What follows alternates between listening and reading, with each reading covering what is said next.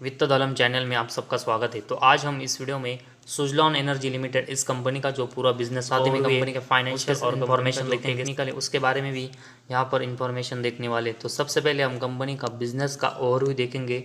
तो सुजलॉन एनर्जी ये कंपनी, जैसे कि हम सब जानते हैं कि company renewable energy solution provider company है, जिसमें कंपनी वाइंड टर्बाइन से रिलेटेड जो मेंटेनेंस और ऑपरेशन है उसका काम करती है। और उसमें कंपनी ने वेरियस प्रोजेक्ट्स है वो एग्जीक्यूशन और मैन्युफैक्चरिंग की है। और साथ ही में इससे रिलेटेड जो कंपोनेंट्स है उनसे उसका भी कंपनी सेल्स करती है। और कंपनी ने लगभग 20+ गीगावाट की जो वाइंड एनर्जी है उसके 17 कंट्रीज़ में इंस्टॉलेशन किए।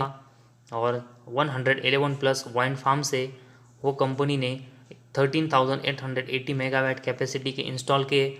और उसके बाद कंपनी का अगर हम क्लाइंट का पोर्टफोलियो देखेंगे, जिसमें कंपनी के पास प्राइवेट से लेकर पब्लिक सेक्टर्स में पावर यूटिलिटीज़ और इलेक्ट्रिसिटी प्रोड्यूसर हमें देखने को मिले। तो कंपनी का वाइंड एनर्जी की कैपेसिटी बहुत ही अच्छी देखने को मिली। और उसके साथ ही में कंपनी के पास एक बहुत ही अच्छा क्लाइंट पोर्टफोलियो भी देखने को मिला है। और उसके साथ ही में न्यू प्रोडक्ट्स कंपनी के बिजनेस को बढ़ाने के लिए कंपनी ने 3 मेगावाट का जो प्रोडक्ट सीरीज़ है वो भी यहाँ पर इंट्रोड्यूस करने वाली है। और उसके बाद कंपनी के अगर हम क्लाइंट्स देखेंगे तो कंपनी के पास ACC, Adani renewables, Aditya Birla group, Bajaj, GAIL, Hero, ITC, ONGC, Reliance, SBI, Tata, TVS, Vedanta, इन जैसे बड़े बड़े और प्रेस्टिजियस कस्टमर्स हमें देखने को मिले। तो कंपनी का जो क्लाइंट बेस है वो भी बहुत ही अच्छा है। और उसके बाद कंपनी का अगर हम रेवेन्यू देखेंगे तो मोस्टली हम सब जानते हैं कि कंपनी वाइंड टर्बाइन से मोस्टली अपना जो रेवेन्यू है वो यहाँ पर जनरेट करती है। और उससे रिलेटेड जो मेंटेनेंस सर्विस है उससे कंपनी को 27% का रेवेन्यू आता है। और उसके बाद जोग्राफिकल अगर हम रेवेन्यू का कंपनी का इन्फॉर्मेशन देखेंगे तो कंपनी आउटसाइड इंडिया से 6%, डोमेस्टिक सेल से अगर हम देखेंगे 94% का रेवेन्यू जनरेट कर दिए। और कंपनी का यूरोप से 1%, यूएसए और कनाडा से 2% और अदर कंट्रीज से 3% का रेवेन्यू आता है। तो कंपनी का जो मोस्टली रेवेन्यू है वो इंडिया से आता है, जो कि इस कंपनी के बिजनेस के लिए एक अच्छा साइन है।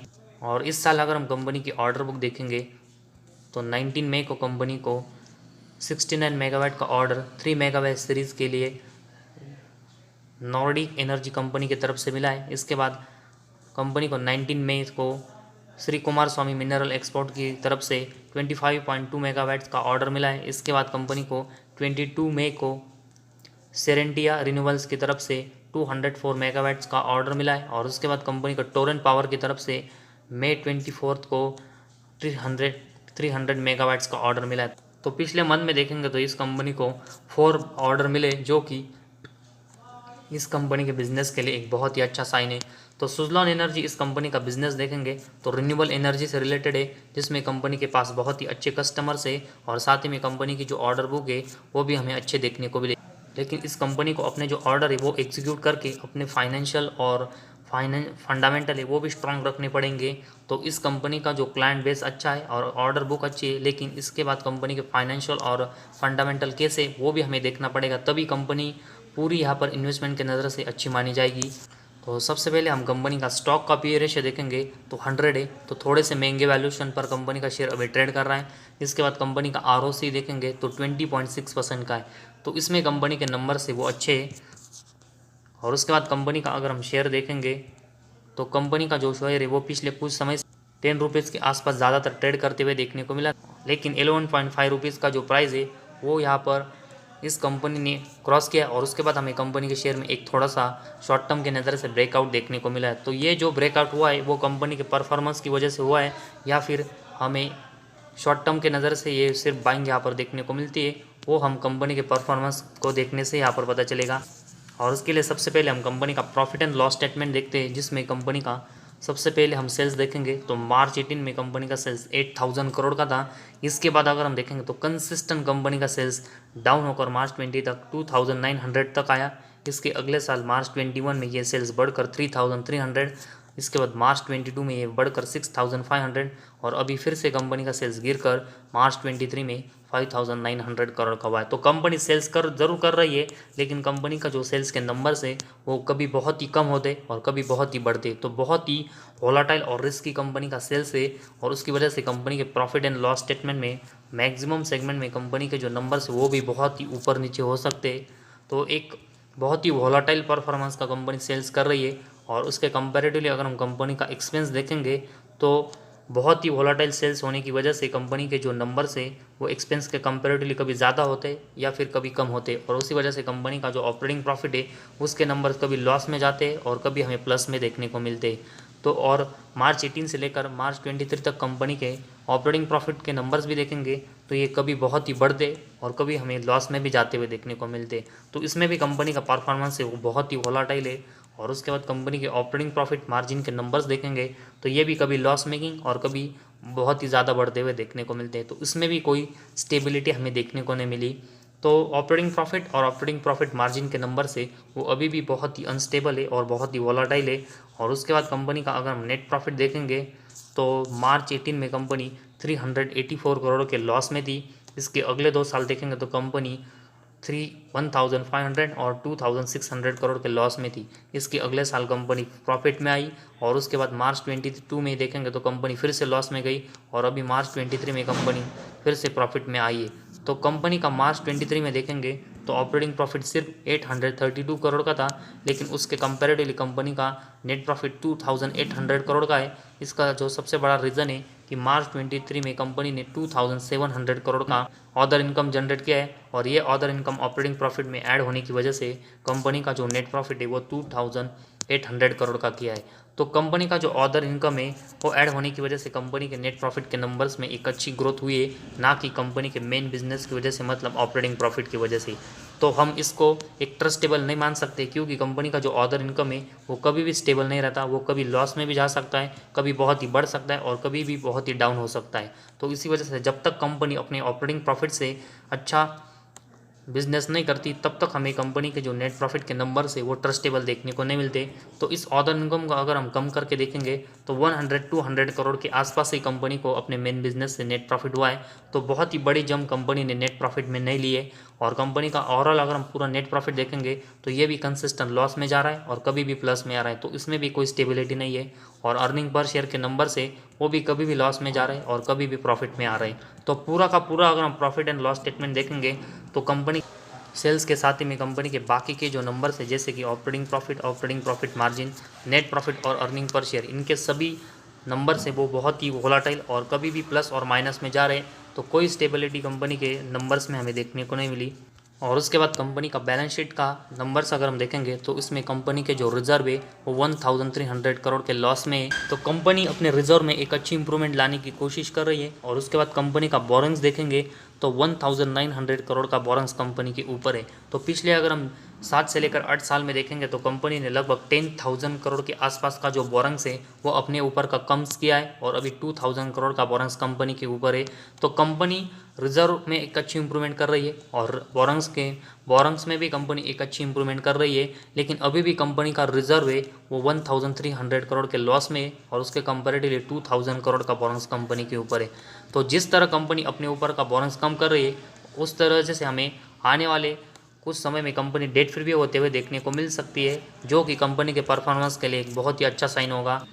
क्योंकि इसके बाद कंपनी का जो इंटरेस्ट है वो कंपनी को यहाँ पर ज़्यादा चुकाना नहीं पड़ेगा, जिस वजह से कंपनी का जो नेट प्रॉफिट है वो अभी हमें जो कंसिस्टेंट लॉस मेकिंग और उसके नंबर से वो बहुत ही ऊपर नीचे होते हुए देखने को मिले, वो एटलीस्ट हमें स्टेबल होते हुए देखने को मिलेंगे। और जैसे कंपनी के प्रॉफिट के नंबर्स स्टेबल होते हुए देखने को मिलेंगे उस समय हम इस कंपनी में एक अच्छी इन्वेस्टमेंट कर सकते। और इसी वजह से कंपनी का बोरेंग्स का सेक्शन है उसके ऊपर हमें कंटिन्यूस फोकस देना पड़ेगा कि कंपनी अपने ऊपर का बोरेंग्स आने वाले समय में यहाँ पर पूरा कम कर पाती या फिर नहीं। और उसके बाद कंपनी का कैश फ्लोज देखेंगे तो मार्च 18 में 245 करोड़ का कैश फ्लो कंपनी के पास था, जो कि इसके अगले साल ये लॉस में गया। इसके अगले 3 साल देखेंगे तो ये प्लस में है और अभी मार्च 23 में ये लॉस में गया है। तो कंपनी को अपना नेट कैश फ्लो के नंबर से वो भी आने वाले समय में अच्छे से पॉजिटिव में जनरेट करने पड़ेंगे, क्योंकि अभी भी ये कंसिस्टेंट प्लस और माइनस में जा रहे हैं। और कंपनी का net cash flow consistent positive में जनरेट करने के लिए कंपनी को सबसे जो इम्प्रूवमेंट लानी पड़ेगी वो फाइनेंसिंग एक्टिविटी से जो कैश आ रहा है उसमें लानी पड़ेगी। और उसी वजह से और उसके बाद ही हमें कंपनी का नेट कैश फ्लो के नंबर से वो मैक्सिमम टाइम प्लस में देखने को मिलेंगे। और उसके बाद डेप्टर डेज देखेंगे तो पिछले 3 साल में कंपनी ने अपने डेप्टर डेज है वो अच्छे इंप्रूवमेंट किए। इसी वजह से कंपनी को डेप्टर से पेमेंट लेने में कम समय लग रहा है, जो कि एक अच्छा साइन है। और उसके बाद इन्वेंट्रीज देखेंगे तो कंपनी ने पिछले कुछ समय से अपने जो इन्वेंट्री डेज है वो भी कम किए, लेकिन अभी भी कंपनी के जो इन्वेंट्री डेज है वो मैक्सिमम 150 डेज के ऊपर है। तो इसी वजह से कंपनी को अपने जो इन्वेंट्रीज है वो बेचने में बहुत ही ज़्यादा समय लग रहा है। तो कंपनी को अपने इन्वेंट्रीज डेज है वो यहाँ से और कम करने पड़ेंगे, ताकि कंपनी के बिजनेस में कंपनी जो इम्प्रूवमेंट ला रही है वो और अच्छे से हो। और उसके बाद कंपनी का शेयर होल्डिंग पैटर्न देखेंगे तो कंपनी के जो प्रमोटर है उनकी इस कंपनी में 14.50% की हिस्सेदारी है, लेकिन पिछले 1-2 साल से इनकी जो हिस्सेदारी वो इस कंपनी में कम हो रही है। इसके बाद एफआईज की अगर हम हिस्सेदारी देखेंगे तो 7% की मार्च 23 में, जो कि पिछले 3 क्वार्टर्स में इनकी हिस्सेदारी इस कंपनी में बढ़ी है। लेकिन इसके कंपैरेटिवली अगर हम डीएस की हिस्सेदारी देखेंगे तो अभी 5.55% है, लेकिन पिछले कुछ समय से इनकी जो हिस्सेदारी वो इस कंपनी में कंसिस्टेंट यहाँ पर कम हो रही है। और इसके बाद पब्लिक की जो हिस्सेदारी वो इस कंपनी में 72% की है।